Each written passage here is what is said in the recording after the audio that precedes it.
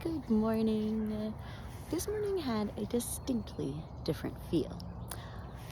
The sun is out and it's feeling a little warmer. It's like a little bit higher up in the sky, and the birds are noticing.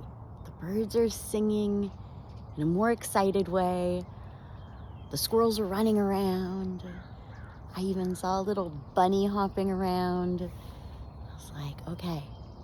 I was talking to my dad, who was telling me that the calendar beginning of spring is in fact March 1st. And I would like to declare it spring, even if it's not astronomical springtime. I wanted to declare it spring when it was Tu B'Shvat and just like, can it be spring already? And I know that it's so important to get snow in the winter so that we have a good supply of water in the summer, but I gotta be honest, I didn't miss it. Sorry for all the skiers. I know a lot of people have been very sad about this ski season here in the Northwest because we just haven't had a lot of snow. And down here in the valley, definitely not a lot of snow. There was a day that there was a little bit of snow. It didn't stick. I was teaching and all the kids came running in and they were like, it's snowing, it's snowing. It was very exciting. So that was like perfect snow day for me. And I am loving the sunshine, the birds, the animals. I even saw some flower buds popping through on some trees. There are going to be cherry blossoms soon, and that is going to be spectacular. If you live somewhere where there are cherry blossoms in the springtime, then you know how amazing they are and they can be. And it's just a really special time when the world fills up with flowers and celebrates the return of the sun. And in some places in the world, the sun is totally gone for a while, and so the return of the sun is quite literal. I feel very lucky that I live in a place that experiences seasons. You can definitely tell that the angle of the sun changes, but we can always see the sun, at least when it's not too cloudy. There it is up there, yay! And I'm very grateful for that. So this sunshine is fabulous, and this springtime goodness is filling me with gratitude. And you know, I think that there are some good things happening in the world, and I'm excited about those things. There are a lot of rough things happening too, but there's some good things. So I'm going to celebrate what there is to celebrate, and I hope you find some things to celebrate too, because sometimes you got to keep the party going. You got to find something to celebrate. You got to get out and look for something to be grateful for and notice what's working. It's really easy to get completely thrown off by all the things that are not working, not going the way we are, let's just say, hoping. I'd like to say expecting, but the world is changing so fast these days. It's pretty hard to have clear expectations on how things are supposed to operate, what things are supposed to look like. Just all of those expectations of normalcy have really shifted, and it's exciting. Technology is changing. There are amazing new things. I was listening to David Sinclair at a World Health Forum talking about advances in resetting the cellular DNA to 75% of your baby stage. That's extraordinary. First, they figured out that there's an embryonic moment, like a week in, that there's a shift in the DNA from the parent's DNA being older to it resetting to new baby DNA. And apparently that's in our DNA all the time. It's just not accessed.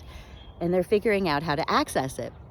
And then they realized, okay, well, we actually don't want to reset our whole cellular DNA to baby DNA. But if we could go back part of the way, say they got to 75%, and they were like, perfect. And they've started resetting cellular systems, and it's working. And they're just starting human trials. And this is very, very exciting, very promising, and hopefully very soon we will have a lot of options in terms of our health and longevity. And that is really exciting because it's all about health span, not just lifespan. We want to suffer less, enjoy more. So that's very cool. If you're following any of David Sinclair's work, Dr. David Sinclair and his longevity research, all about lengthening those telomeres, all about resetting that the mitochondrial function and allowing ourselves to be fully utilizing the energy available to us to live more fully embodied, enjoyed lives, rich and juicy and fabulous and fun. Also, other fun things.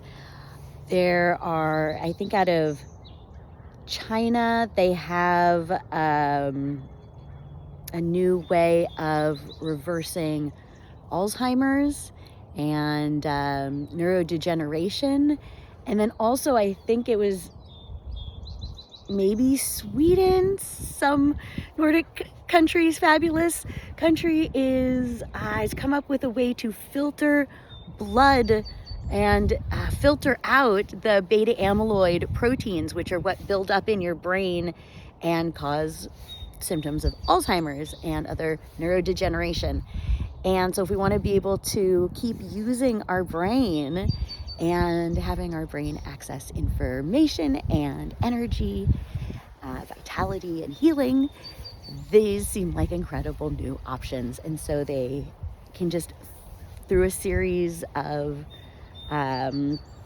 different sessions, they filter your blood and they just filter out these misshapen proteins that get caught and build up and cause blockages and get in the way, and let's just get them out of there and, you know, have some fun. So I'm thrilled about some really great things that are happening. And I think we should keep looking for those things and remembering to breathe. Just appreciate our bodies and all the things that are going right within us and around us. And I am just so very grateful to be here right now in a world where a lot of people do care and a lot of people are working for the good and a lot of good things are happening.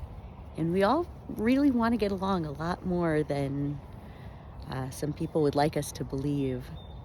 And I have faith in us as humans. I think we're going to do well. I think we are going to overcome these violent, restrictive limitations of authoritarian governments.